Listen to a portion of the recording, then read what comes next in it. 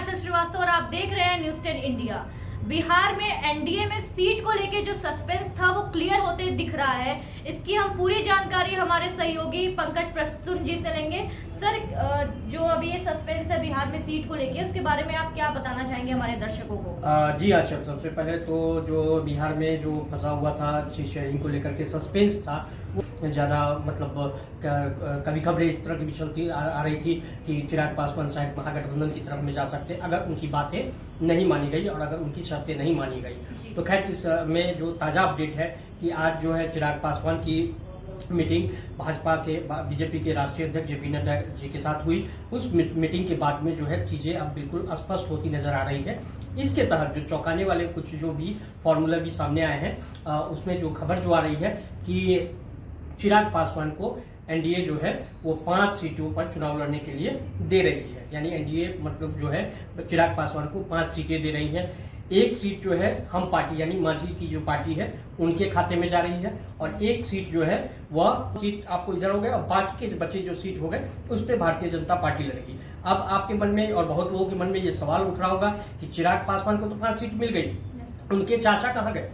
उनके चाचा जो पशुपति पारस है, तो पशुपति पारस और चिराग पासवान के बीच में जो द्वंद्व छिड़ा हुआ था, और खास तौर से हाजीपुर सीट को लेकर के द्वंद्व छिड़ा हुआ था, क्योंकि चिराग पासवान बिल्कुल अपनी जीत पर अड़े हुए थे कि अपने पिता की विरासत यानी रामविलास पासवान का गढ़ रहा है हाजीपुर, और हाजीपुर से हमेशा से वो चुनाव जीतते रहे, रिकॉर्ड मार्जिन से उन्होंने चुनाव जीता, और वो एक मतलब गिनीज बुक में भी उनका नाम आया था कि इतने मार्जिन से वोट से उन्होंने चुनाव जीता। उस हाजीपुर सीट पर चिराग पासवान अड़े हुए थे, तो ऐसी खबरें जो आ रही है उसके मुताबिक चिराग पासवान फिर से हाजीपुर सीट से चुनाव लड़ सकते हैं।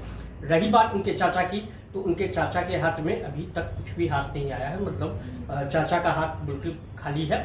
लेकिन खबरें ऐसी आ रही है कि पशुपति पारस को निकट भविष्य में भाजपा किसी स्टेट का, किसी राज्य का राज्यपाल बना सकती है।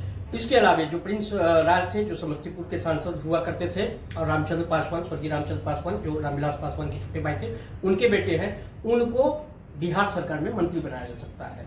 ये अभी तक की जो है मामला, जो अभी तक जो स्थिति जो है वो सामने आई है, और चिराग पासवान की बल्ले बल्ले हो गई है। चिराग पासवान जो अपनी जो जिन बातों पर अड़े हुए थे, वो अब चिराग पासवान की बातें सारी शर्तें मान ली गई है, और 5 सीटों पर चिराग पासवान और चिराग पासवान के समर्थक जो है वह चुनाव लड़ेंगे। इसके पीछे भी कारण है।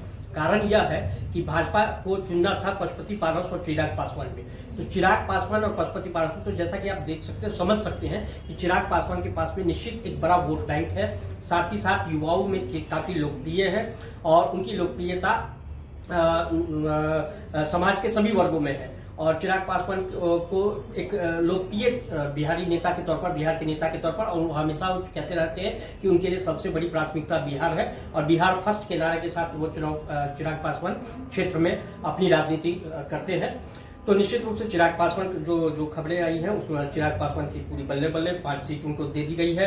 एक सीट जो है मांझी को दी गई है, मांझी की पार्टी जो हम है उसको, और एक सीट जो है उपेंद्र कुशवाहा को। बाकी के 16 सीटों पर नीतीश कुमार के प्रत्याशी यानी जदयू के प्रत्याशी लड़ेंगे। और इस तरीके से जो बिहार में एनडीए को में जो सीटों को लेकर के जो सस्पेंस था वो बिल्कुल खत्म होता नजर आ रहा है। पशुपति पारस की आप कह सकते हैं कि एक हार हो सकती है, लेकिन पशुपति पारस को भी बाद में भाजपा है तो भाजपा समझा के और उनको फिर शासन दे सकती है, और निकट भविष्य में उनको राज्यपाल जैसे पद पर, क्योंकि उनकी आयु भी हो गई, उनकी उम्र को देखते हुए उनको जो है एक सम्मानित पद जैसे राज्यपाल जैसे पद दे सकते हैं। और जो प्रिंस है, जो जिनके साथ 36 का आंकड़ा बिल्कुल चिराग का है, क्योंकि जब रामविलास पासवान की मृत्यु के बाद में जब चिराग पासवान और पशुपति पारस ने अलग अलग खेमा बना लिया, अलग अलग पार्टी बना ली, तो उसमें जो लोजपा के सभी सांसद थे वो सभी सांसद पशुपति पारस के खेमे में चले गए। उसमें प्रिंस भी थे, और प्रिंस भी जो है उस समय में चले गए थे अपने चाचा पशुपति पारस के साथ में चले गए थे लोजपा में। चिराग पासवान अकेले रह गए थे।